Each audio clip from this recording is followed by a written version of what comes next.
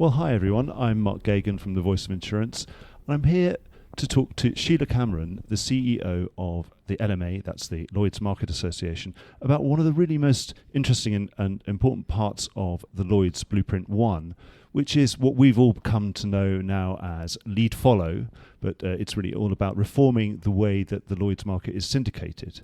So, Sheila, well, thanks very much for coming to speak to us today and letting me talk to you.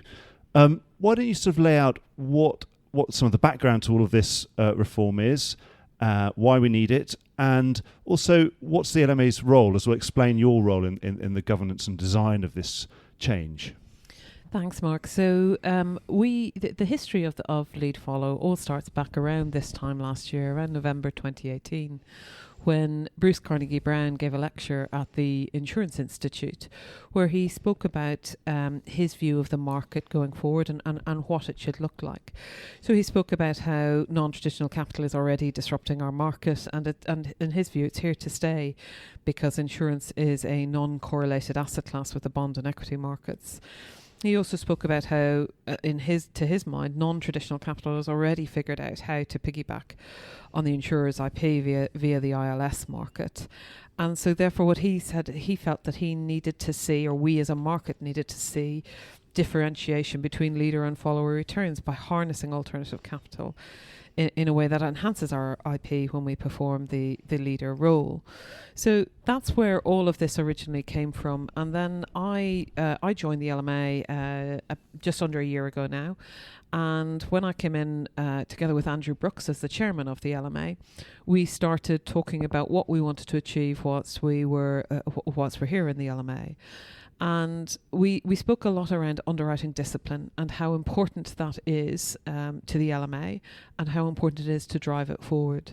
So through conversations with John Hancock and Bruce and others and John Neal, we started talking around what could we do with lead follow and was there an opportunity to help drive the underwriting discipline message forward through a new lead follow model.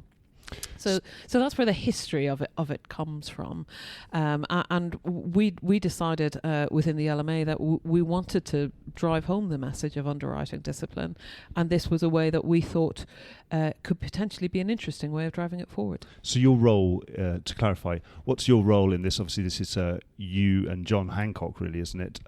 What's the LMA specific role? So our role on this is working closely with Lloyd's around figuring out what do we want the standards to be and what do we think makes a good underwriter or a good claims function or a strong regulatory and compliance function in the market. What should that look like? So our involvement is to help work with Lloyd's around defining what those standards look like. But that's as far as our role goes. Thereafter, it will be down to individual managing agents and Lloyd's to work through that process to define who is a leader, who isn't, how that gets authorised, which we can come on to in a few minutes about all of that.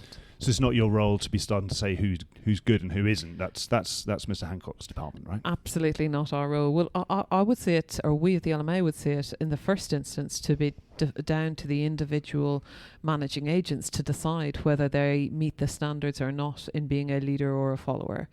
And it's up to them in the first instance. Thereafter, then it will come most likely to Lloyd's as part of the business planning process to then approve, just as they do with business plans today, as to whether one writes a particular class or not. And now that will just be split down to the next level, looking at whether one leads or follows in that class.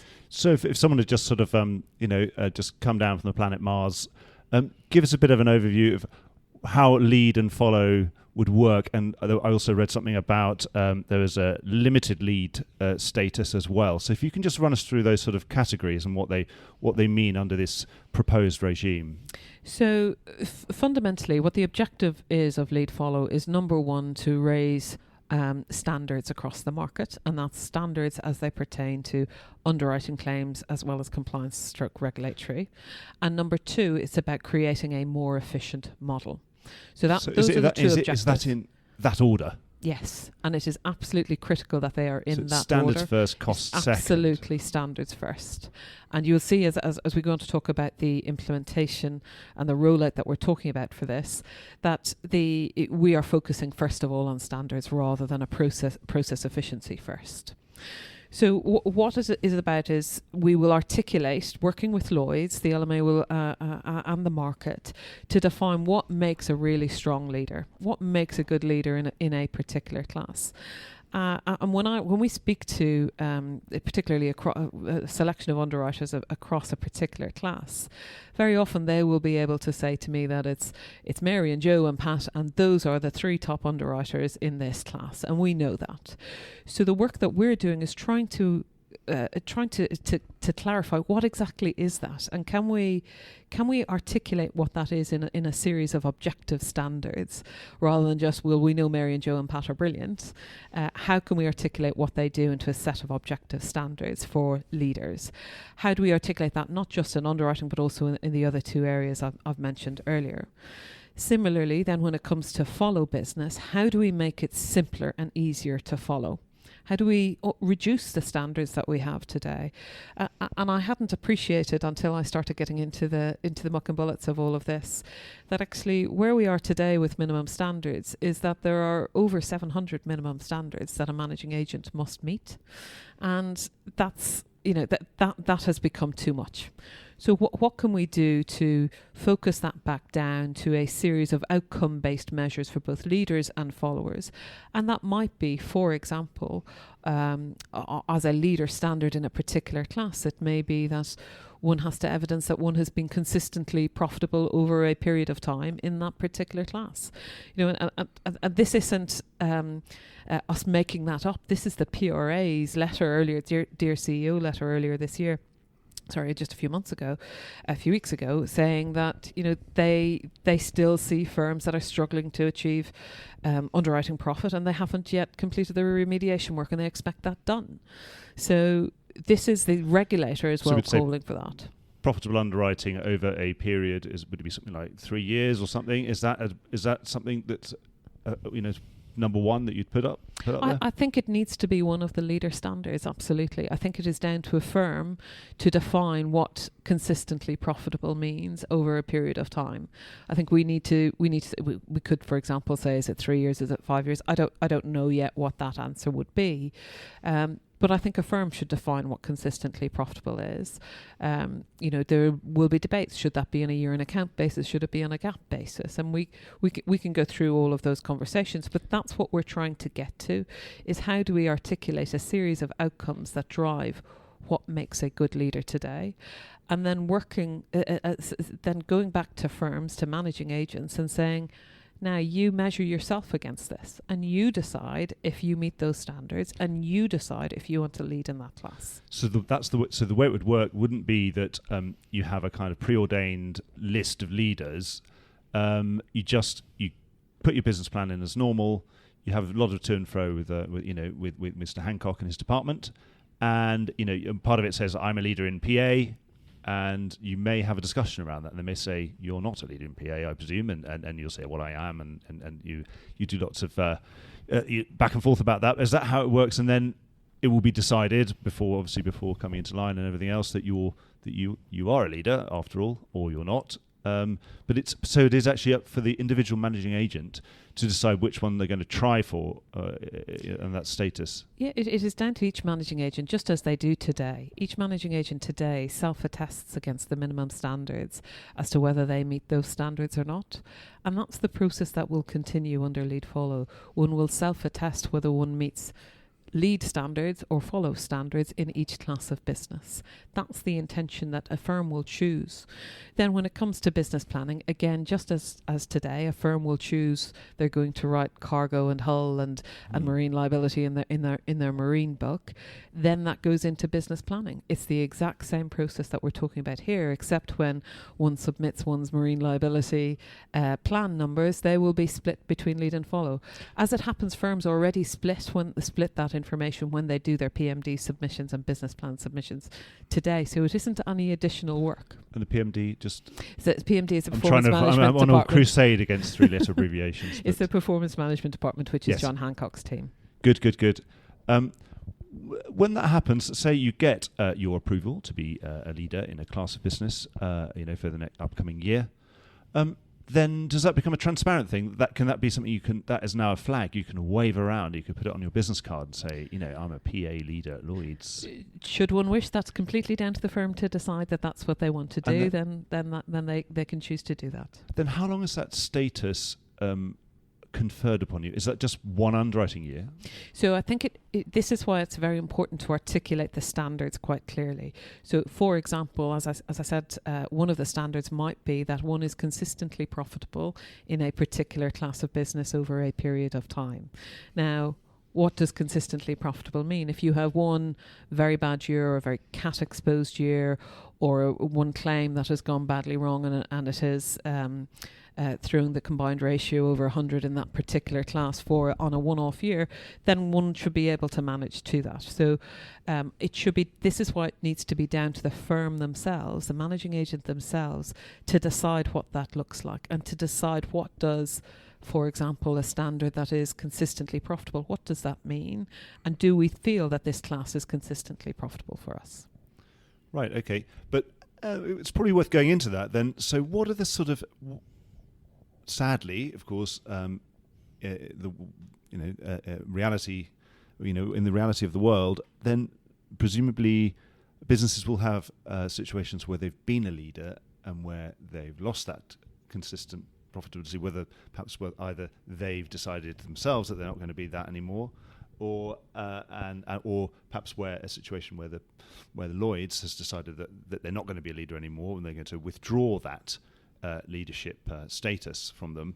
What will happen then? Is there a sort of sunset provision for, is it all going to be done by underwriting year, for example? I mean, what about the claims as well? I'm just thinking aloud about those sort of consequences. So it's no different to what happens today. So if a syndicate closes down today or closes down a particular class of business, as what happens today, if that's what their choice is, then there needs to be run-off provisions put in place for the management of those claims, for the handling of endorsements that come in on any live policies. So that's what happens today, and we would see no difference in terms of if one decided to move from being a lead to being a follow. One still needs to manage and handle the endorsements and claims associated with the business one has previously written.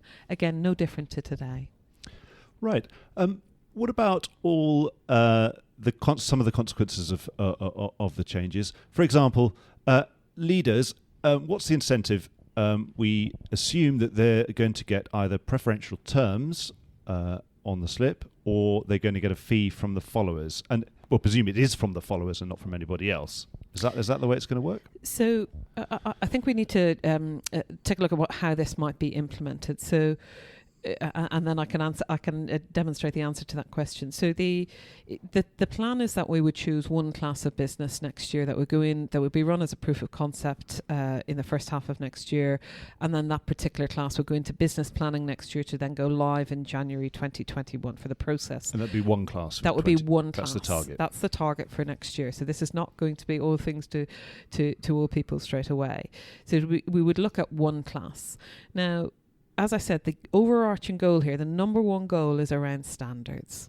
So we will focus on just putting in place the standards in the first instance. So the process will remain the exact same.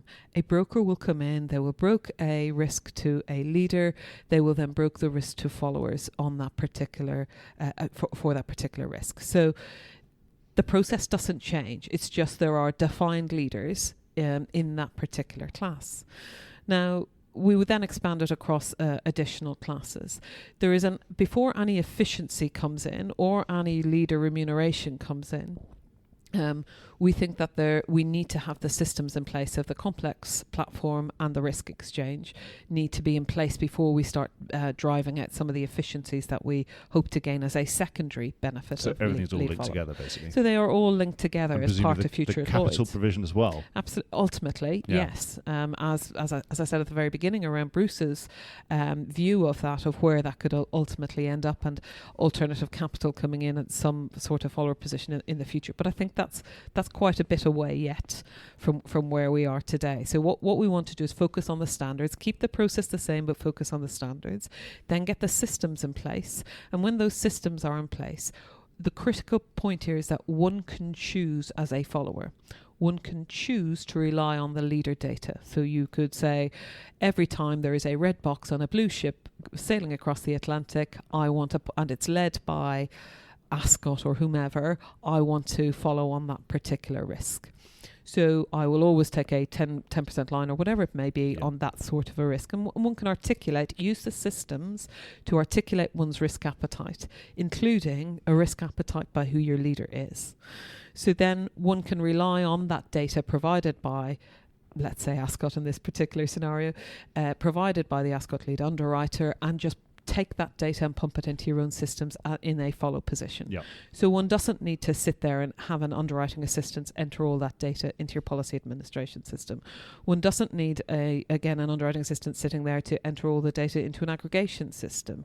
One doesn't need additional compliance checks carried out, because one can rely on those that have been carried out by the leader. So in that scenario, given the benefit that will come to followers, we think there should be some form of remuneration to the leader for that work that the leader will have done. So that's where leader remuneration will come in. I think that's a couple of years down the line yet, but we do think that where the leader provides those services and the follower chooses to take them, because it will always be a choice, the follower chooses to take those, then there should be some remuneration for the leader.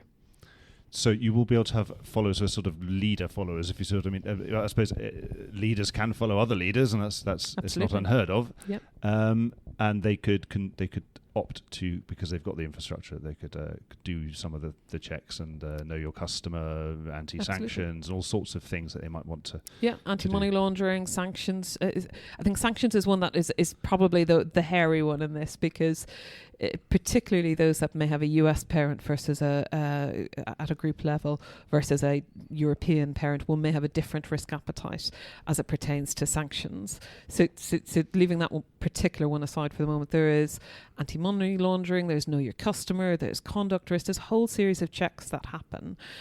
Another example is when one sets up a binder at the moment, as leaders and followers, we all go through these countless checks of getting the cover holder set up on the right systems, and then ensuring that they meet the standard in the bordereaux that they submit. And we're all doing the same work. And when it's a mom and pop store in Louisiana, and you're asking them for their business continuity plan 7 times for the 7 participants on that risk, that's not an efficient way forward. So this is, when it gets to that point, this will be very much about efficiency and trying to strip out some of those administrative duplicative activities. So looking ahead in a few years' time, when leaders are being remunerated for these services that they're knocking out on behalf of the followers, does that change their relationship with those followers? Let's look at it from the leader's perspective. Are they going to be liable to those followers? Are they going to owe them some duty of care or some fiduciary duty? And could those followers therefore be, because they're paying for some services, are they going to be entitled to pay for leadership in terms of, i.e. leadership? If the business suddenly becomes very unprofitable, might they then have a case? But perhaps more on really obvious things like, if the leader's supposed to be doing a sanctions check and it fails, and it was clearly the leader didn't do it properly, or there was made the mistake. How is this going to change the contractual relationships between leaders and followers, or is it just not going to change at all? But anyway, I'd really interested to explore that. Actually, it'd be quite interesting. Yeah, I think that's a common question I get around the degree of liability in the future between of the leaders to followers. And in discussions with Lloyd's around this, they're of the view, and I share this view, that if a leader is being paid to provide services, there is a certain amount of liability and responsibility that comes. It becomes a professional. It becomes a professional act. service that is being provided. And speaking with the PRA and FCA, they would see that as being a material outsource under Solvency II conditions. So is there a liability? There absolutely is. But this already happens in our marketplace on the claims side, where you have a single claims agreement party. And so, what we have on the claims side is we have a claim scheme that articulates that there's a limit of liability from the leaders to the followers in that scenario. So what we're working through and debating with Lloyd's is to say, well, should there be a similar underwriting scheme that limits that liability? But there will certainly be some. There will be an impact on a carrier's errors and omissions policy from that perspective, because of their D&O policies, to ensure that they cover at least up to whatever that limit of liability might be. And from the follower's perspective, does it change perhaps their capital position if they're now delegating more authority than they would have been otherwise, or has that been thought through? Potentially, it could. I don't think it should have a huge effect, but we think potentially it could. But we're working that through at the moment. Okay. What do the regulators think about all this? PRA, FCA. Are there any concerns from I'm sure they would have seen your sort of initial plans. Any eyebrows raised there, or? So I think the PRA and FCA have been really helpful actually to date. So I've had conversations with both organisations, just exploring what their thoughts might be around this, and they have been incredibly open about it, and they open to ideas around it. They have concerns, of course they do, and I wouldn't expect otherwise. They have concerns around competition. Will we maintain a sufficient amount of competition? Will we? How will this ultimately reduce costs, and by how much? How will this help in terms of their goal of one of their stated goals in the Dear CEO letter around ensuring that the industry returns to profitability? So they are supportive and open, and it's been a real, honestly, it's been quite a pleasurable experience talking to them about this, about debating the ideas and what we could do differently in this marketplace. They've been open, engaged, helpful throughout this process to date. And perhaps more importantly, the brokers. I mean, historically, of Lloyd's 300+ year history, it's the brokers that have actually decided who the leaders are by putting them first on their slip. What's been their initial reaction? So I think the brokers are concerned about having enough choice for their clients, which is a fair concern, and I get that. But what we're saying is that this is why we need to make it the choice of the individual managing agent as to whether they want a lead or not in a class. They need to decide, the managing agent needs to decide whether that's the right thing for them and whether they offer the right outcome for those clients. So I think there's some concern from the broking community around that aspect of it, but I think there's also a lot of interest around making the model more efficient. So instead of a broker having to go around to all 10 carriers on a risk, if there are 10, they will only need to go to one potentially in the future. But to make that work, I think we also need to look at the consortium model overall, and how can we make that consortium model, pump that up, put that on steroids, make that easier for everyone involved, particularly leaders, such that when you are a broker, then you only need to go to one carrier because the followers have been packaged up as part of a consortium. So how can we make that easier for the market as well, and therefore make it easier for brokers? Because at the end of the day, what we want to do is reduce costs for everyone in the chain, including the end client. When we talk about costs, obviously you said it's not all about costs. Obviously, cost is secondary, but it's a big theme in the marketplace. I mean, we know that it's a very important theme in the whole of Blueprint 1 that Lloyd's knows it needs to get the cost of business down. What are the dangers with this, that some of those cost savings are, say for a follower, are they just eaten up by the leader's fee straight away, and so there's no net benefit for them? And what about if there's any increased bureaucracy around this deciding about whether you're allowed to be a leader or not?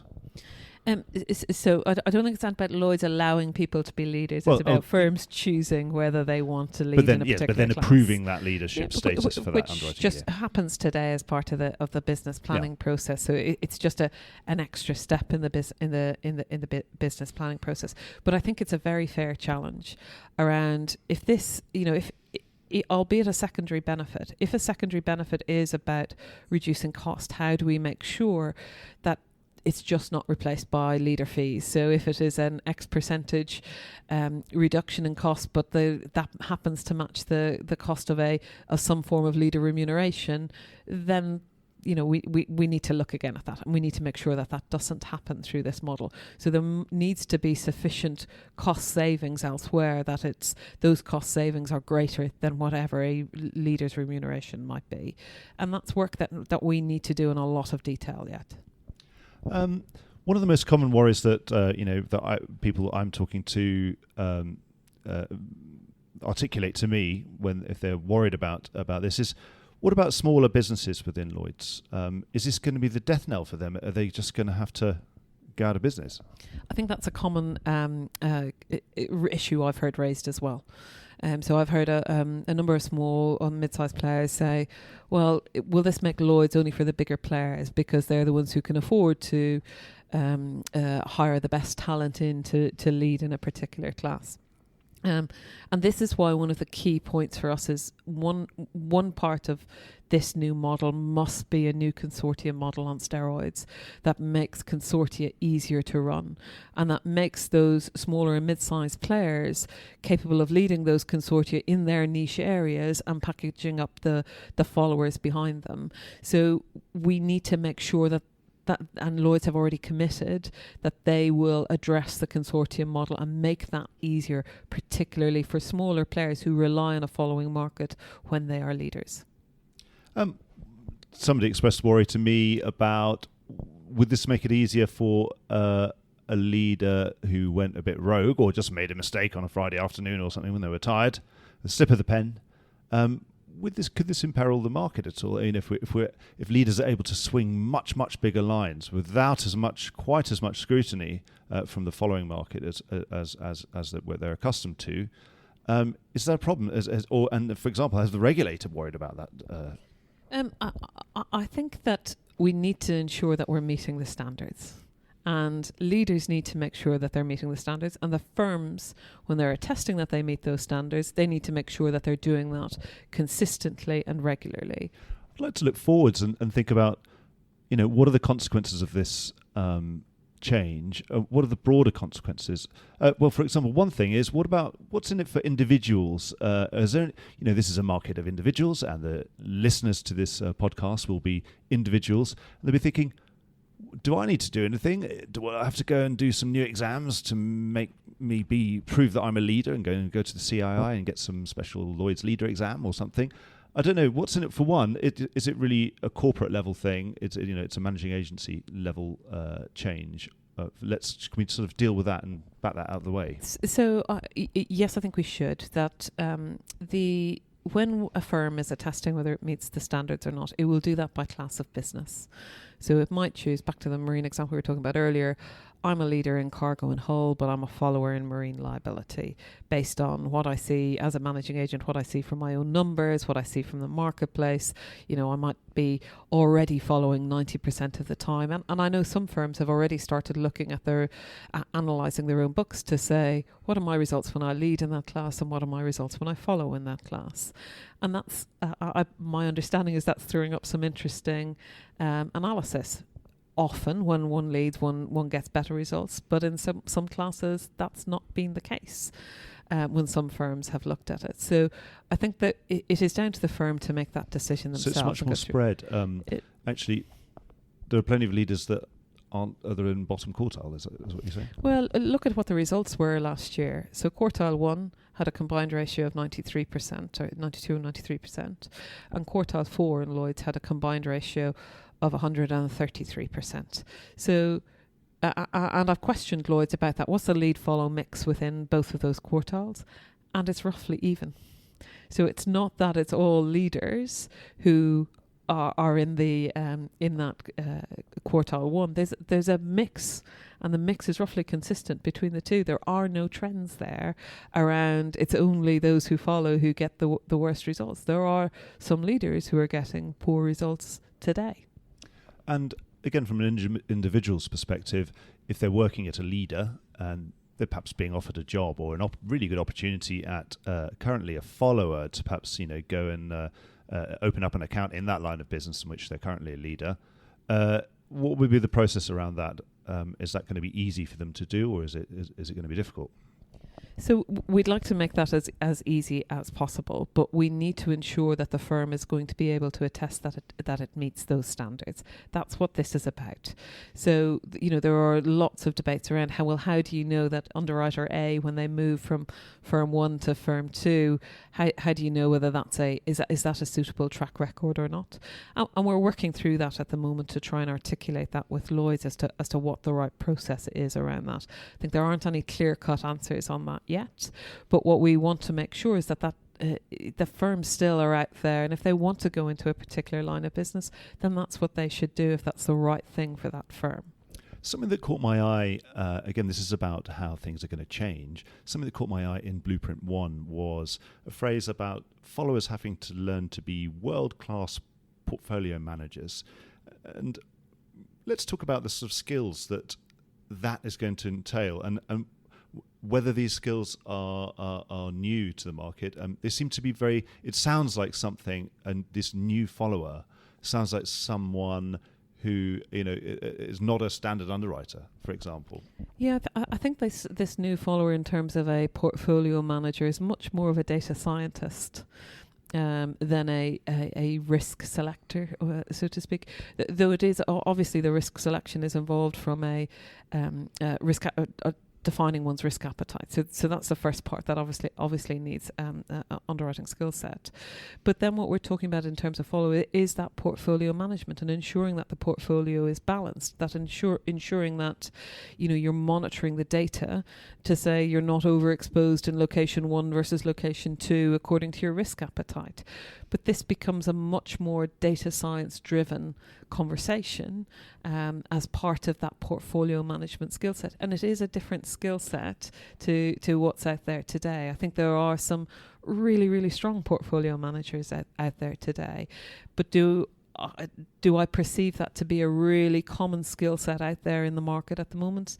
Not quite as much as I would have thought. So these followers are going to be much more like stock pickers, aren't they? They're going to be not too much of this, not too much of that. I pick the leaders. I pick them like stocks. Let's say, and don't want to get overexposed to one or another. But so they're going to be much more analytical. And is the market going to be doing more to sort of help provide some of that analytics, or? I think we will need to do that as part of the new systems that come on board. So it needs to be able to provide that data in a very slick, quick and efficient way compared to how it happens today. And one waiting for the data to come back via USM, for example, or an SCM on claims. Underwriting signing message and syndicate claims message before you give out to me around 3-letter acronyms. But the data coming back in that way is quite slow because it's dependent on it going through the whole process first of all before it comes back. So what we need to get to is a set of systems that provide that data as quickly as is possible back to those followers, and that should be a matter of minutes, not a matter of weeks as it is today. What are people's most common concerns? Obviously, you've had a bit of time now with people able to give you your their honest sort of initial feedback to all of this. So, what are the things they're most worried about? I think probably the thing that people are most worried about is around. Is this going to just concentrate down the market to a few leaders? And is that where this is going to end up? And is Lloyd's only about bigger players? Which I think is a fair question to ask. And it's one of the main reasons why we are very hot under the collar around ensuring that we build a consortium model that makes it easier for those smaller and mid-sized syndicates to play on a level playing field with those larger syndicates. So that's you're saying categorically it's nothing to do with big. It's nothing to do with big and small. This is about the best underwriting expertise. And for me, if you look at the light touch syndicates, and Lloyd's have not told me who are in the light touch syndicates, so I'm just basing it on what I've read in the press. If you look at who supposedly are the light touch syndicates, there's only 2 big players in there. And that's been publicly in the press as being Hiscox and Beazley. All of the others that have been named are actually small to mid-sized players. So those are all already some of our leading underwriters. They're already there. We just need to make it easier and more simple for them to be our leaders and as well in this future model. And what are the things that people like the most, that they really clap their hands when they read it? It's even though it's a secondary benefit, one of the things that CEOs clap their hands around is around the potential for cost savings in the future. But I think when I speak to at a chief underwriter level, it's about raising the game for everybody and raising the game for everybody to meet the same underwriting standards, and that they think is important across this market. So how do people get involved? Is it too late to get involved in this consultation? Absolutely not. So I'd encourage people to reach out to me directly and through their LMA committees. We already started discussions across all of the committees, actually. I was in with our regulatory committee last week and our operations committee the week before, as well as each and all of the underwriting and committees. Brokers too? And brokers too. So I think I'm in with Liba again next week on this topic. So looking forward to it. Yes, and just run us back through that timetable again. It's proofs of concept. So proof of concept in the first half of next year, Yeah. with a view to in one class, with a view to that class then being subject to business planning and lead follow within business planning just in that class, with a view to it going live then on the 1st of January 2021. 2021. So that's when it's all going to really hit rubber. Yes. It's going to hit the road. Yeah, that's the intention. Well, is there anything else that you've got a final message to everybody to say, is there a kind of a slogan or a message or something that you want to get people behind this, or also anything that you think we should have discussed that we haven't discussed? This is all about underwriting discipline and underwriting standards, as well as the claims and reg compliance standards. It's about standards and making sure that we all meet the same standards and high standards, because we are the market of choice. We are the world leaders in insurance within Lloyd. So we need to demonstrate how we do that through these standards. The other appeal I'd make is everybody's focusing on the leader. And I think there's actually a hugely attractive role here as a follower and potentially for setting up follow-only syndicates in the future. And I would urge people to look at that calmly and coolly, with cool heads, around what could this be for me, and how could I run this sort of a small syndicate within my managing agent that has perhaps a mix of a lead syndicate and a follow syndicate, because there are huge process efficiencies in the future that could come from this. Well, thanks very much, Sheila. This is a debate that is going to continue, because this is very much a movable feast and very much ongoing. So thank you very much for listening, and thank you very much to Sheila. Thank you.